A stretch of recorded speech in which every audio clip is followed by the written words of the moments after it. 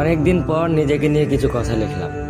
ধ্বংসের দিকে তাকিয়ে মুচকি হাসি দেওয়া অদ্ভুত মানুষ আমি।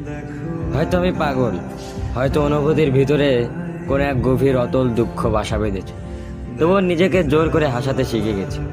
যেদিন ভেতরটা একবারে ভেঙে গিয়েছিল, সেদিনও বাইরে থেকে এক চিলতে হাসি মুখে নিয়ে সবার সামনে দাঁড়িয়েছিলাম। কষ্টগুলোকে আমি বন্ধু বানিয়েছি, একাকিত্বকে আপন করে নিয়েছি।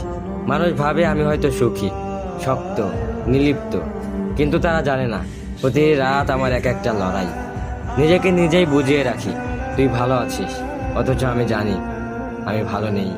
ভেঙে যাচ্ছি প্রতিদিন একটু একটু করে, আর এই ধ্বংস হওয়াটাকে যেন ভালোবেসে ফেলেছি। আমি সেই মানুষ যে হার মানার আগে হাসে, কারণ জানি কান্না দেখিয়ে লাভ নেই। পৃথিবী শুধু শক্তদের মনে রাখে, দুর্বলদের নয়। তাই আমি অদ্ভুত, আমি অনুভূতির আগুনে পুড়ে যাওয়া নীরব যোদ্ধা। আমার জীবন কোনো সুখের গল্প নয়, এটা নিঃশব্দ বিপ্লব, যেখানে হাসির আড়ালে লুকানো থাকে হাজারো না বলা কথা, ভাঙা স্বপ্ন, হারিয়ে যাওয়া আমি।